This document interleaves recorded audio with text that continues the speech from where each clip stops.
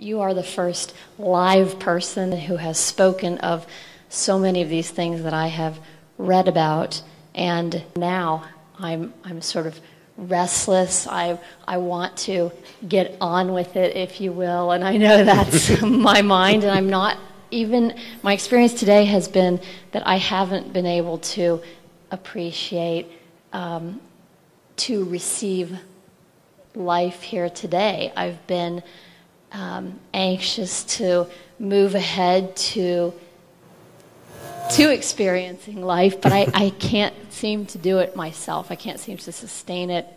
Now, let's look at it through like an analogy. You're living in certain prison, let's say, there's a fort around you. Initially, if the wall is big enough, it all seems to be okay. Yes? Let's say this is 50-acre land, big wall, you lived in this only all the time, you felt quite all right.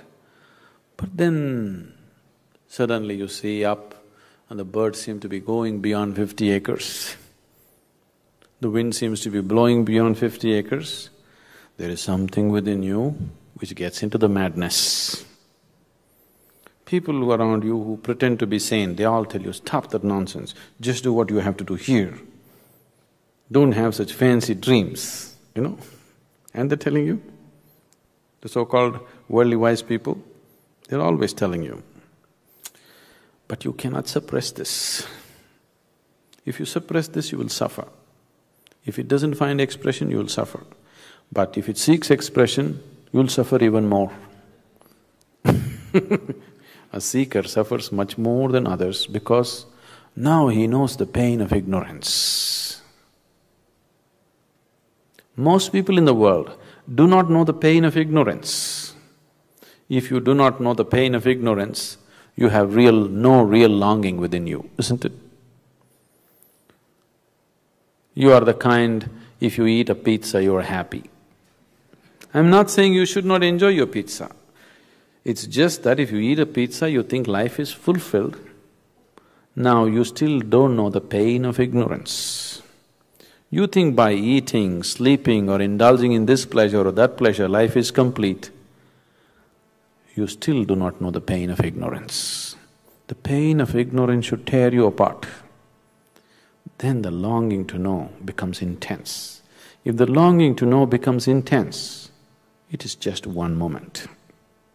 The reason why it seems to be so far away is simply because the necessary longing has not come. It is just off and on longing, accordingly off and on experience. If the longing becomes so intense that till I know I cannot sleep, I cannot eat, I cannot breathe, if it becomes like that, just in one moment you will know. Because what you're seeking is not sitting on the mountain or floating on the clouds, it is within you. You know, Jesus told you, though he did his initial marketing about taking you to kingdom of God, the moment enough people gathered, he turned around and said, kingdom of God is within you. If kingdom of God is somewhere, I don't care to go there, it's okay. If it's within you and you missed it, that's tragedy, isn't it? Isn't it so?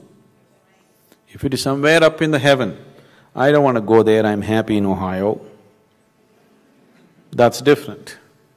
But if it's within you and you missed it, that's true tragedy, isn't it? Right now, that's the tragedy. It's right here and people are missing it. There was a time when I first came to this, if I just looked at people, I would burst into tears. Just seeing what they're missing.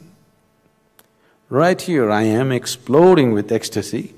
People are walking around with long faces and it's there in them also, I can see it right there.